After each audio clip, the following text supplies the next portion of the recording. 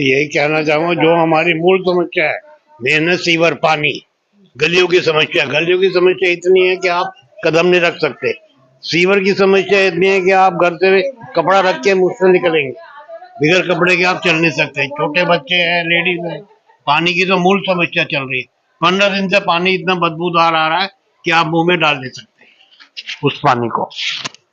और पनिशमेंट की बात ये रही, जो भी सरकारी महकमे में जो लोग काम करते हैं, जिनके पास शिकायत जाती है, उसका मूल पर्सन ये है कि हफ्ते 10 दिन की उनकी सैलरी कटौती कर दो, अपने आप काम करने के लिए मजबूर। पीछे से डंडा जरूरी है।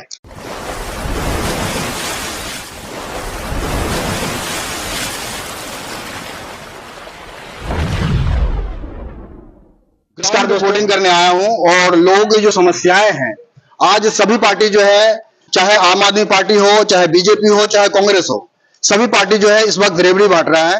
कोई भी पार्टी जो है कानून व्यवस्था के ऊपर चर्चा नहीं कर रहा है। और भारत की कानून व्यवस्था इतना खराब है जो कोई सोच नहीं सकता। अगर आप कोई आवेदन करते हो, किसी के प्रति शिकायत करते हो, अगर 30 दिन का समय सीमा निर्धारित है, लेकिन उस 30 दिन के अंदर समय सीमा के अंदर काम नहीं होता है, तो जो है उस अधिकारी के तनख्वाह से जो है कटौती होता और कानून व्यवस्था का फिर डर होता, फिर उस 30 दिन के अंदर समय सीमा निर्धारित के अंदर जो है लोगों का काम होता। लेकिन ऐसा नहीं है।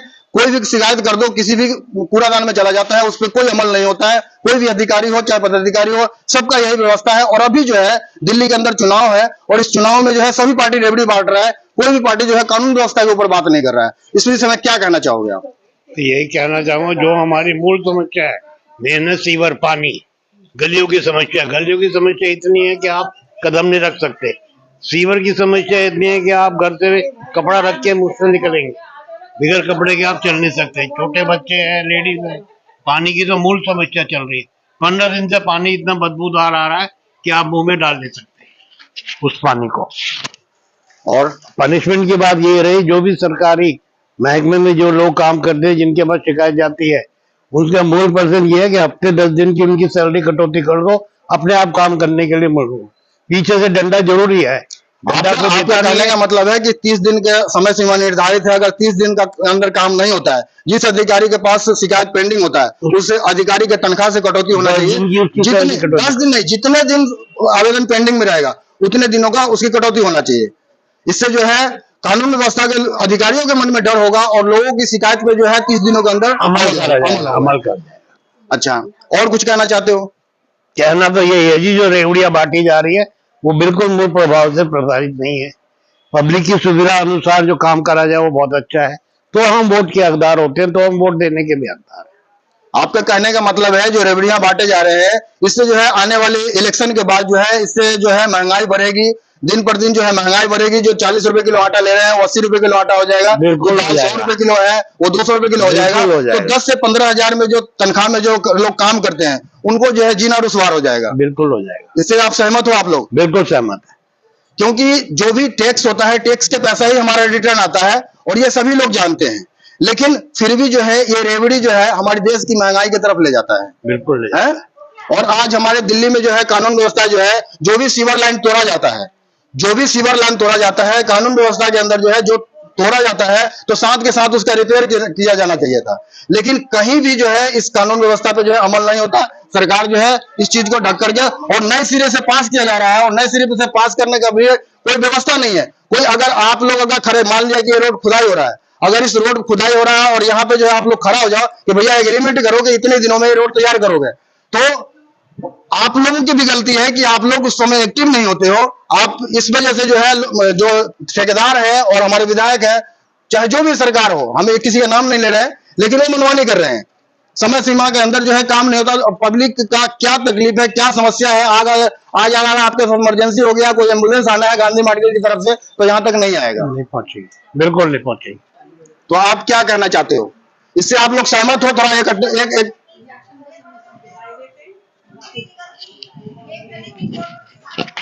आप जो अभी मैंने बात बोला, इससे आप सहमत हो?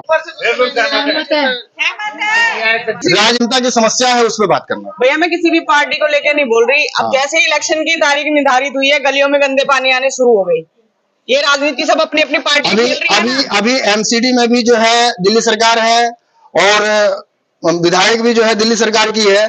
तो अभी जो है उसके अंदर जो है कौन हस्तक्षेप कर रहा है? अभी तो देखता हूं मैं, अगर रोड गलत बन रहा है तो कोई पार्टी, मैं तो कहता हूं कि जहां गलत हो रहा है वो विपक्षी पार्टी आके हस्तक्षेप करे, लेकिन कोई भी पार्टी हस्तक्षेप नहीं करते हो। तो इस बीच में क्या कहना चाहते ये इन दोनों में एक ही पार्टी है ना, उनमें से कौन सा नेता जीतने के बाद गली में पूछने आया कि तुम जी रहे हो मर रहे हो? कौन सा नेता है? पार्कों के पास वो बना दिया है, उसका कोई वो बताने वाला है? एस्टीमेट बना दिया 1 करोड़ रुपए का। ये सब लूट रहे हैं। एक साल के जो है हमारे विधायक जी वो 15 करोड़ रुपए मिलते हैं। क्या आपको लगता है कि अपने द्वारका विधानसभा क्षेत्र के अंदर 15 करोड़ का काम हुआ है? विधायक जी को 15 करोड़ रुपए मिले हैं अगले इलेक्शन जीतने के लिए, काम करने के लिए नहीं मिले हैं। विधायक जी जीतने के बाद एक बार भी गली में पूछने आए हैं? गली में सीवर भरे रहते हैं, गलियां टूटी पड़ी हैं, पूरा सागरपुर इस समय इतना परेशान है, इतना परेशान है कि हम लोग ऑन रोड जाते हैं, गली के अंदर से तो हम जा ही नहीं सकते। मेरे को डिस्क की प्रॉब्लम होगी अंदर जाने की वजह से। मतलब आज जो है द्वारका विधानसभा क्षेत्र की गलियों का इतना बुरा हाल है कि लोगों की जो समस्याएं हैं, अगर कोई माता बहन बेटी अगर बीमार हो जाता है तो एम्बुलेंस से चलना जो है, एम्बुलेंस भी आने से इनकार कर देता है। सागरपुर में कोई आने ही नहीं जाता अब। रिक्शे वाले को बोलो कि कहाँ जाना है, सागरपुर। मैडम जी हम नहीं जा सकते। क्यों? क्योंकि सारी गलियां टूटी पड़ी हैं और लंबे रास्ते से कोई आना नहीं चाहता। हमारी निगम पार्षद है सिन्नी यादव, आज तक गली में झांकने नहीं आई होगी। क्या हुआ है? उसके बाद सीवर जनता कंप्लेंट करेगी तो ही सीवर साफ होंगे। हर 15 दिन में हर गली सीवर साफ नहीं होने चाहिए। बारिश आने से पहले सीवर साफ नहीं होने चाहिए, बारिश आने के बाद सीवर साफ नहीं होने चाहिए। बिल्कुल होना चाहिए। या फिर जनता ही कंप्लेंट करेगी? जनता कंप्लेंट करती है, मैं कंप्लेंट 50 बार करती हूँ तब एक बार कोई आता है, और वैसे ही कंप्लेंट होती है और ऑन उस पे ही फाइल हो जाती है। हमने यहाँ की शौचालय है, सभी शौचालय का जो मैंने ऑनलाइन कंप्लेंट मारा, कंप्लेंट मारता हूँ तो 2 दिन 24 घंटे के अंदर जो है उसमें दिखा दिया जाता है फोटो की हो गया, फाइल हो गया। लेकिन जब वहाँ पे अगले दिन जाके देखते हैं तो वही परिस्थिति होता है सेम। भैया निगम पार्षद का काम क्या होता है? गली का दौरा करना, गलियों में चेक करना कि वहाँ सड़कें, सीवर, लाइटें प्रॉपर है कि नहीं है। यहाँ तो जी निगम पार्षद जी अपने ऑफिस में ही नहीं बैठती तो गली में तो जब जाएंगी, अपने आदमी को भेज देती हैं। उनके आदमियों से पूछो तो बोलते हैं जनता को आपने हमें वोट दिए थे, आपने हमें वोट दिए थे। अरे तुम जनता की वोट से ही तो जीते हो ना, हमने नहीं दिया, किसी ने तो दिया ही है। दोस्तों ये इनका कहने का मतलब है, एक राजा का दायित्व होता है कि वोट दे या ना दे, लेकिन सभी के प्रति जो है एक समान देखना, एक नजरिया से देखना। लेकिन आज के नेता जो है वो पक्षपात करते हैं, कहते हैं कि वो वोट दिया है, वो वोट नहीं दिया है तो मैं उस तरफ क्यों काम करूं। आपका कहने का मकसद है ये तो है ही। तो आज जो है, आज एक राजा का बोलते हैं भैया हमने टिकट पैसों से खरीदी थी, ठीक है, हम आपके वोटों से नहीं जीते, बिना वोटों के जीत जाते। पैसों से भी अगर तुमने अपनी सीट खरीदी है, यानी कि नेता लोग पैसे देके सीटें खरीदते हैं ना, पैसे देके। अब वो जब तक अपना पैसा नहीं वसूल लेंगे जनता के काम थोड़ी ना करेंगे भाई। अपना पैसा जो लगाया वो भी वसूलेंगे, फिर उसके बाद अपने 7 पुस्तों को खिलाने के लिए वसूलेंगे। किस लिए वसूलते हैं?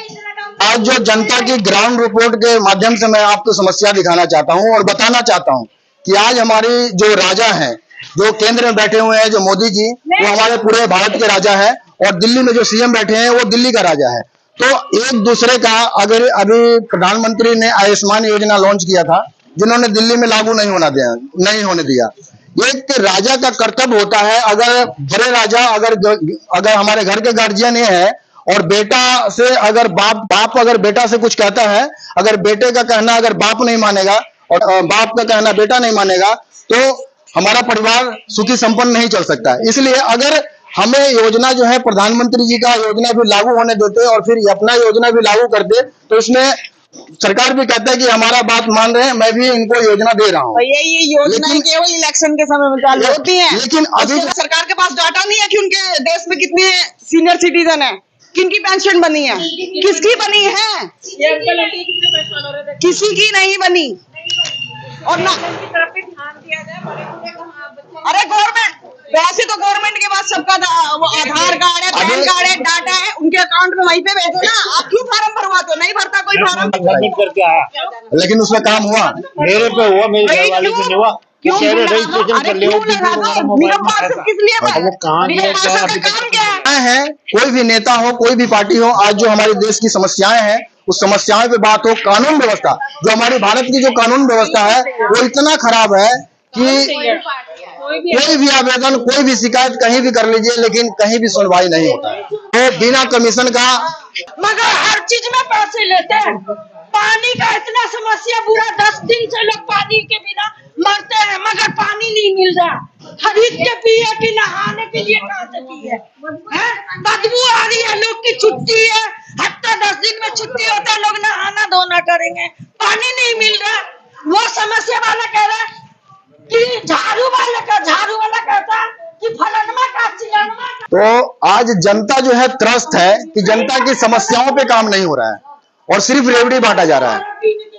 हम प्रधानमंत्री जी निवेदन कहूंगा कि जो समस्याएं हैं उस पे बात करें, रेवड़ी पे जो है फोकस कम करें। और आज जो है अमित शाह जी से भी मैं कहना चाहूंगा कि अमित शाह जी जो है अभी सहारा के जो उपभोक्ता है वो भी त्राही कर रहे हैं। 30 दिन से 45 दिन का समय सीमा निर्धारित किया हुआ था, जिस 30 से 45 दिनों के अंदर कोई किसी भी उपभोक्ता को पैसा नहीं मिल रहा है। जो सक्सेसफुल आवेदन है उस पर भी काम नहीं हो रहा है। तो ये हमारी देश की कानून व्यवस्था ऐसी है जिसके कारण जो है नहीं हो रहा। अगर सबसे खराब अगर कानून व्यवस्था है तो हमारी भारत की कानून व्यवस्था है। तो अगर हमारी बातों से आप लोग सहमत हैं तो इस वीडियो को ज्यादा से ज्यादा अपने दोस्तों के साथ शेयर करें। जय हिंद।